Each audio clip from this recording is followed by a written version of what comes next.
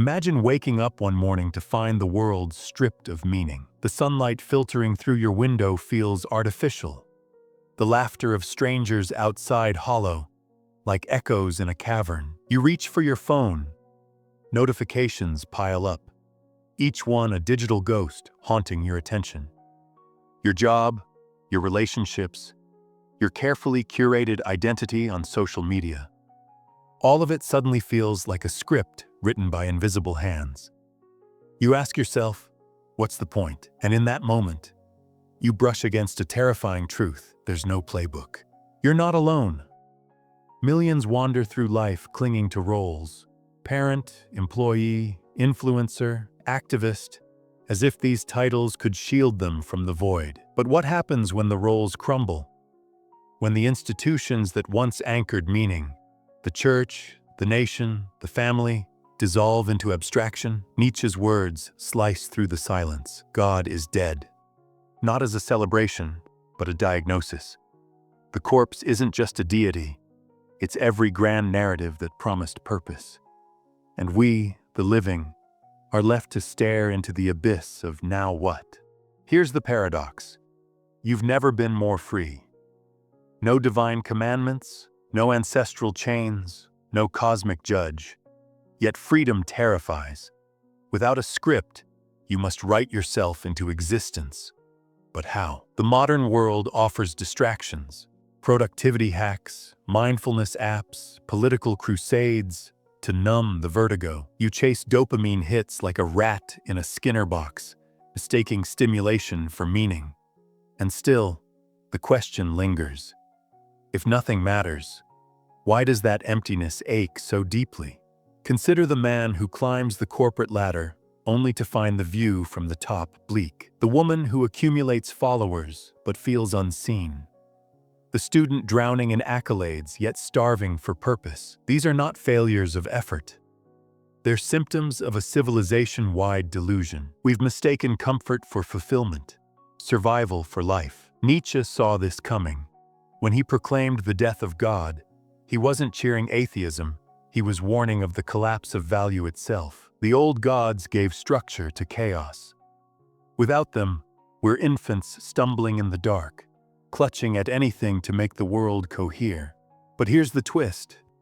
Nietzsche's abyss isn't a grave. It's a womb. What if the void isn't a crisis but an invitation? What if the death of God isn't the end of meaning, but the birth of something more alive? The Übermensch, the overman, isn't a superhero or a fascist demagogue, as his words were later twisted. It's a challenge. Become the author of your own values, not by rejecting the void, but by diving into it, by embracing the nausea of freedom and forging meaning from the raw material of existence. Yet most recoil. They cling to dead gods, to ideologies, to the safety of the herd. They trade autonomy for the illusion of security, never suspecting that their suffering isn't a bug, it's a feature. The system needs you broken, compliant, endlessly scrolling, because a person who truly awakens becomes dangerous, unpredictable, sovereign. Ask yourself, what would you create if you stopped fearing the abyss? What values would you carve into your bones if no one could hand them to you? And what if the secret to everything wasn't out there, but in the terrifying, exhilarating act of becoming? The answer begins with a single step. But first, you must confront the lie you've been told. That meaning is found. The truth? Meaning is made. And the tools for that creation are already in your hands. The void doesn't appear overnight. It's dug slowly, generation by generation, by forces you've been taught to trust. Picture a child raised in a world of prefabricated dreams. Go to school, get a job, buy a house, retire. A conveyor belt of shoulds disguised as wisdom. But beneath this lies a darker truth. The systems that promise stability are the same ones eroding your sovereignty. Nietzsche saw it clearly. When he declared God dead, he wasn't just critiquing religion. He was exposing the collapse of all inherited meaning structures.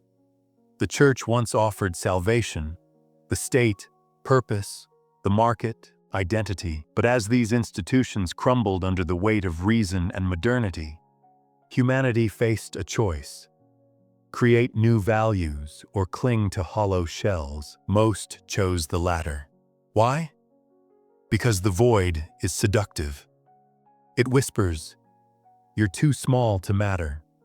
And we, desperate for shelter, outsource our autonomy to algorithms, gurus, and ideologies. Carl Jung called this the mass-mindedness of the collective unconscious, a hive mind that trades individuality for the illusion of safety. You see it in cancel culture mobs, in QAnon conspiracies, in the cult-like devotion to productivity porn. The herd instinct isn't just primitive, it's addictive. It absolves you of the terror of self-creation, but the addiction runs deeper. Schopenhauer identified the human condition as a pendulum between boredom and pain. We chase desires to stave off emptiness, only to find fleeting satisfaction before the void returns. Modernity weaponized this. Capitalism sells you dopamine, swipe, click, buy, while social media monetizes your insecurities. You're not just a consumer, you're a lab rat in a Skinner box designed by Silicon Valley. Every notification a pellet, every like a lever. Aldous Huxley foresaw this in Brave New World. Most men and women will grow up to love their servitude and will never dream of revolution. Yet the deepest root is philosophical. Jean-Paul Sartre argued that existence precedes essence. We're born without inherent purpose, then paralyzed by the responsibility to create it. The weight of this freedom manifests as existential angst. You numb it with Netflix, porn, or political outrage. Anything to avoid the raw fact that you must choose. Viktor Frankl, survivor of Nazi death camps, wrote that meaning is found in suffering, but modernity pathologizes discomfort. We medicate sadness, outsource discipline to apps, and mistake convenience for liberation. The result? A pandemic of depression and depersonalization. Here's the hidden problem. You've been conditioned to fear your own power. The Übermensch isn't a goal, but a process. The relentless act of self-overcoming. Yet society punishes this. Schools crush curiosity. Corporations reward compliance. Even self-help preaches conformity. Manifest your dreams, but only the dreams permitted by the algorithm. The system survives by manufacturing subjects, not sovereigns. Consider the paradox of the modern rebel. They reject traditional religion, yet worship at the altar of progress. They mock consumerism, yet define themselves by brands. They crave authenticity, but perform identity on Instagram. This is the trap. Even rebellion is commodified. The void isn't empty. It's filled with the debris of half-lived lives. But what if the solution isn't to escape the void, but to inhabit it? Nietzsche wrote that one must live on mountains, to see the chaos below as a dance. The hidden problem isn't the death of God. It's the refusal to confront what that death demands. Total responsibility. The herd clings to dying myths. The Übermensch dances in the storm. You feel it, don't you? The gnawing sense that you're sleepwalking through a life half-lived. The panic when you ask, is this all there is? But here's the secret. That panic is a signal. A call to arms. The chaos isn't your enemy. It's the raw material of reinvention. The next question is brutal. What are you willing to burn to be reborn? You think you're awake, but your mind is a puppet theater. Pull one string, you need this product to be loved, and your hand twitches toward the buy button. Yank another, your worth is your productivity, and you grind through 80-hour weeks, chasing a promotion that tastes like ash. These are not choices. They're algorithms older than the internet, coded into your nervous system by centuries of cultural conditioning. The void isn't passive. It actively shapes you. Consider the cognitive bias you call normalcy. Your brain, evolutionarily wired to conserve energy, clings to familiar patterns. It's why you scroll TikTok until 3 a.m., dopamine receptors ablaze, while your dreams rot in the back of your mind. It's why you vote for politicians who mirror your fears rather than disrupt them. The void doesn't need chains.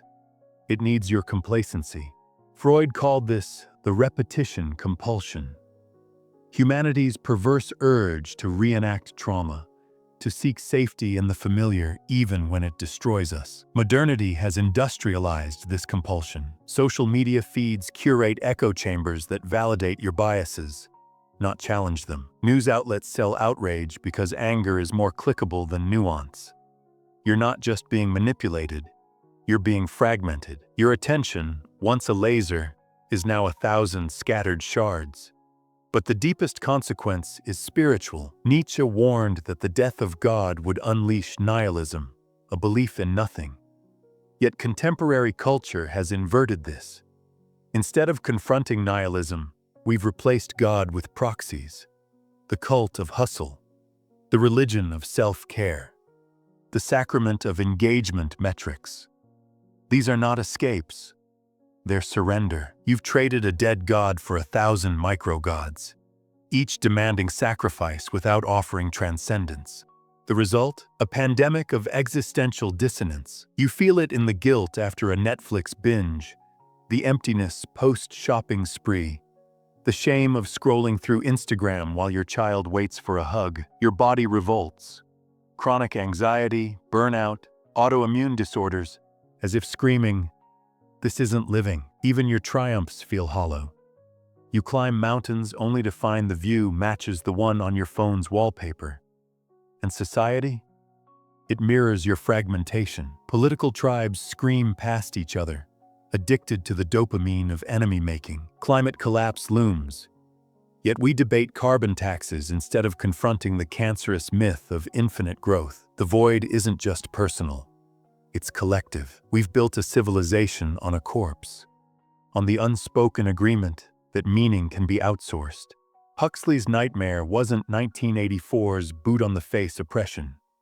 It was a world where humans love their servitude, where truth drowns in a sea of irrelevance. Sound familiar? The unseen consequence of the void is that it normalizes absurdity. You accept mass surveillance as the price of convenience. You trade privacy for emojis. You call this freedom. But here's the most insidious twist. The void wants you to rebel. It feeds on your half-hearted resistance, your virtue signaling, your performative activism, your quiet quitting. These acts aren't rebellion. They're pressure valves. They release just enough tension to keep the system intact. The void thrives when you mistake outrage for action, virtue signaling for virtue. The real rebellion, the one the system fears, is total refusal. Refusal to outsource your meaning. Refusal to fragment your soul for comfort. Refusal to mistake survival for life. But this demands a price. You must let the void consume you, not in surrender, but in alchemy. Nietzsche wrote that one must become who you are by descending into the abyss and emerging with new eyes. Ask yourself, what has the void taken from you? Your time? Your creativity? Your capacity for awe? And what if the only way to reclaim it is to stop running, turn around, and stare into the darkness until it stares back? The answer is closer than you think. But first, you must burn the map. The map is ashes. You stand at the edge of the abyss, not as a victim, but as an arsonist. This is the rebellion, to stop running and turn toward the flames. The void cannot be filled. It must be transfigured. Nietzsche's Übermensch is not a destination. It's a war cry. To rebel is to reject the lie that meaning is found out there and seize the sacred task of creating it. This isn't a gentle awakening. It's a violent rebirth. You must become a heretic of the herd, a traitor to your own complacency. Start with this truth. Suffering is the forge of sovereignty. The modern world treats pain as a glitch to be medicated. But the rebels, those who shaped history, knew better. Marcus Aurelius wrote his meditations in the chaos of war. turning existential dread into stoic resolve. Frida Kahlo painted her shattered spine, transforming agony into art. Viktor Frankl in Auschwitz realized that even in hell, everything can be taken from a man but one thing, the last of the human freedoms: to choose one's attitude. The rebellion begins when you stop fearing pain and start using it. Here's the first paradox. To be free, you must become a prisoner of your own values. The herd drifts, the rebel chooses. Nietzsche's concept of amor fati, love of fate, demands you embrace not just your suffering, but your scars, your failures, your darkest impulses. The alcoholic who quits drinking only to help others trapped in the same hell understands this. The entrepreneur who fails spectacularly then builds again with deeper wisdom. The void thrives on your resistance. Surrender to the process, and it loses its power. But rebellion requires tools. Not the hollow hustle peddled by gurus, but weapons honed in the fires of introspection.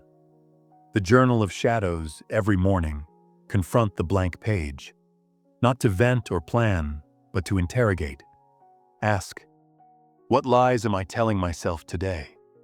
What dead god am I still worshiping? Sartre wrote that, freedom is the source from which all significations and all values spring. Your journal becomes the arena where you slaughter sacred cows. The ritual of descent modernity fears the underworld. You've been conditioned to avoid discomfort, but the rebel seeks it. Cold showers, fasting, silence. These are not masochism.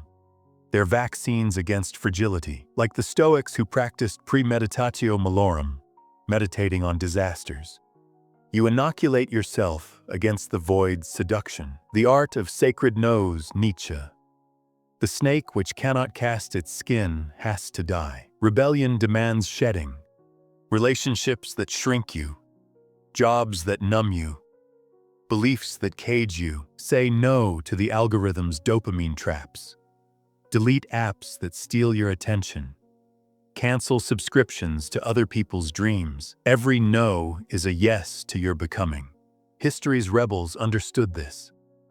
When Sartre refused the Nobel Prize, he rejected the herd's validation. When Simone de Beauvoir dismantled gender roles, she chose the agony of freedom over the comfort of conformity. Even Nietzsche himself, going mad in obscurity, embodied rebellion. His ideas outlived the institutions that mocked him. But the deepest rebellion is quieter, more subversive. It's the artist who paints despite 0 likes. The parent who chooses presence over productivity. The student who asks, what if the teachers are wrong? These acts aren't grand. They're guerrilla warfare against meaninglessness. Here's the second paradox. To rebel is to embrace paradox itself. The void isn't your enemy, it's your raw material. Anxiety becomes fuel. Loneliness becomes clarity. Confusion becomes a compass. You stop trying to fix yourself and start weaponizing your flaws. The addict's craving becomes discipline. The introvert's silence becomes power. But beware the final trap.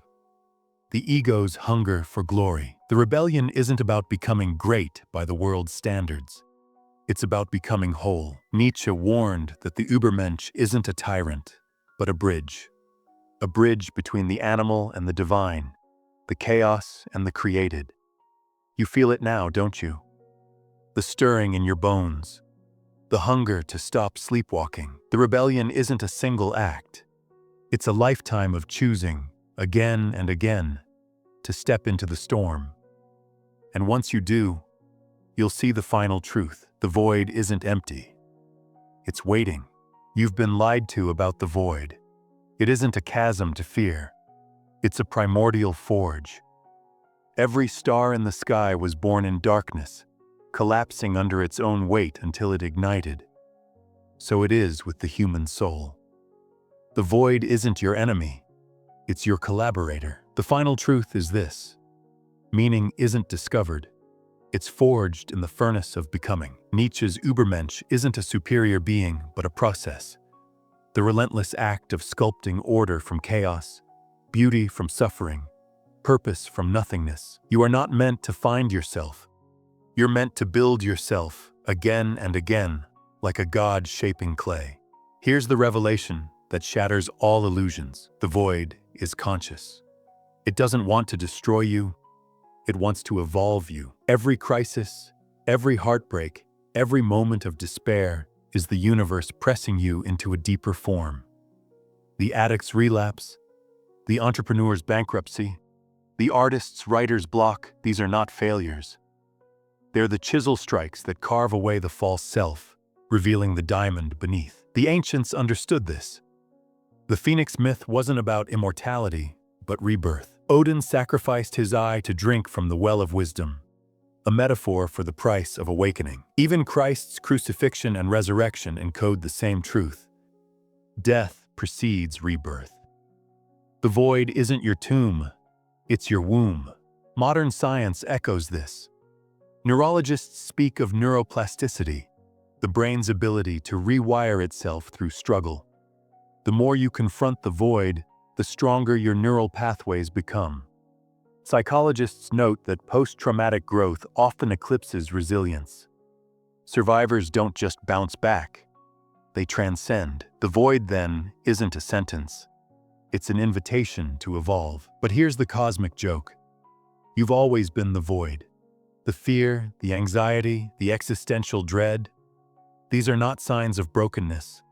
They're proof you're alive. The Übermensch isn't some distant ideal.